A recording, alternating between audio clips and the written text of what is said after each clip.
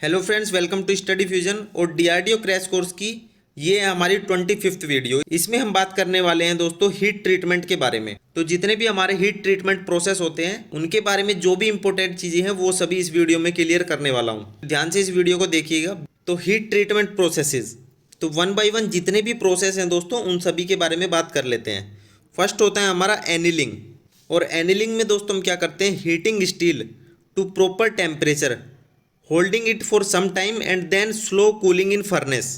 तो एक टेम्परेचर तक हम उसको हीट करते हैं, उसको कुछ टाइम तक होल्ड करते हैं फर्नेस में और उसको फर्नेस में ही कूल होने के लिए छोड़ दिया जाता है। तो ये जो हमारा प्रोसेस है दोस्तों ये हमारा कहलाता है एनीलिंग। और इसका जो ऑब्जेक्टिव है वो है हमारा reduce internal stresses, refine crystal structure. और एग्जाम में जब भी पूछा जाता है एनीलिंग तो उसमें वर्ड यूज किया जाता है दोस्तों रिड्यूस इंटरनल स्ट्रेसेस। तो इसको आप ध्यान रखिएगा, रिड्यूस इंटरनल स्ट्रेसेस जहाँ भी आता है तो वहाँ पर होगा हमारा एनीलिंग। उसके बाद सेकंड है हमारा नॉर्मलाइजिंग।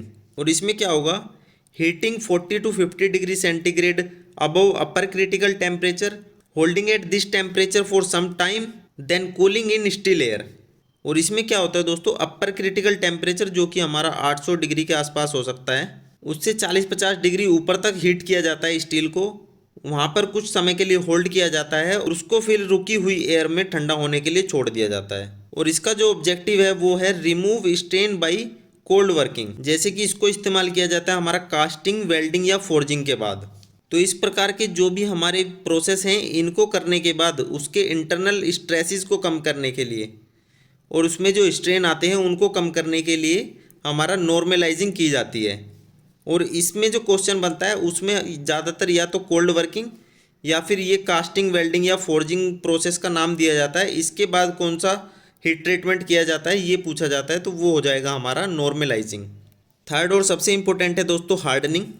और हार्डनिंग में क्या होगा, heating 30 to 50 degree centigrade above upper critical point, holding at this temperature for sufficient time and then rapid cooling by quenching. तो इसमें भी अपर क्रिटिकल टेम्परेचर से 30 से 50 डिग्री ऊपर तक इसको हीट किया जाता है स्टील को, कुछ समय तक वहाँ पर होल्ड किया जाता है और फिर रैपिड कूलिंग की जाती है बाय क्विंचिंग।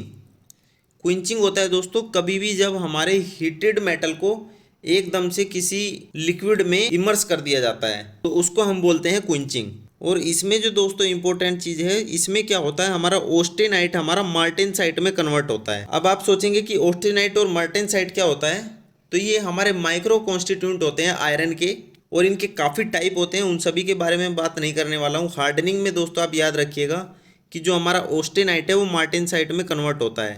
और ये जो हमारा मार्टेनसाइट है दोस्तों ये हमारा काफ़ी हार्ड और ब्रिटल होता है।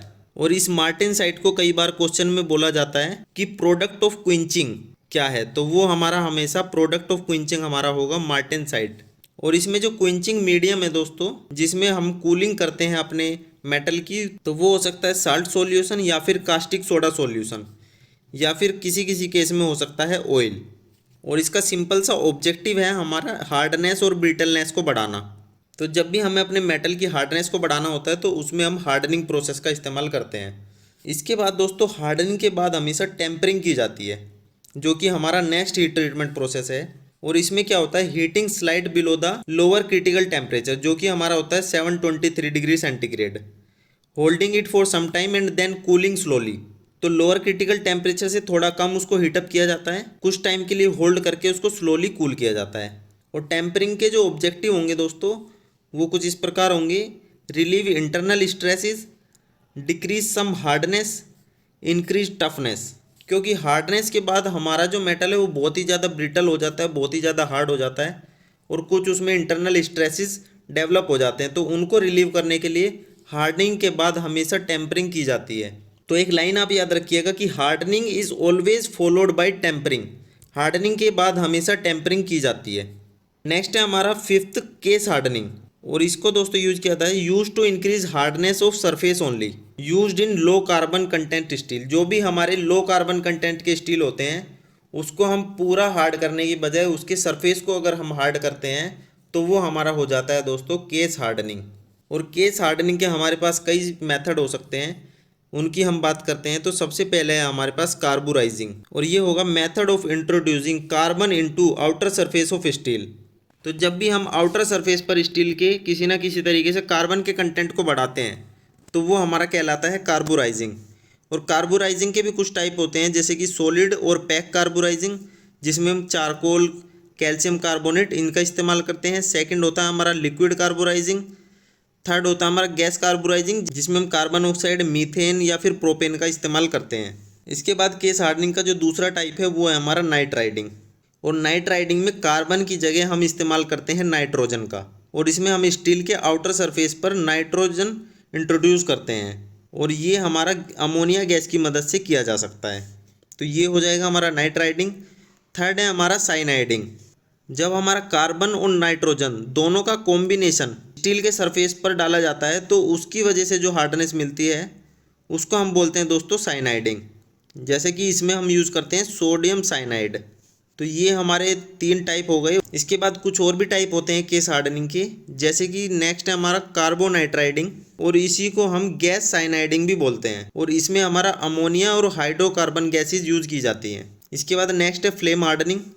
फ्लेम हार्डनिंग में क्या होगा, rapid heating of steel surface by flame and followed by rapid immediate quenching by water और एयर ब्लास्ट।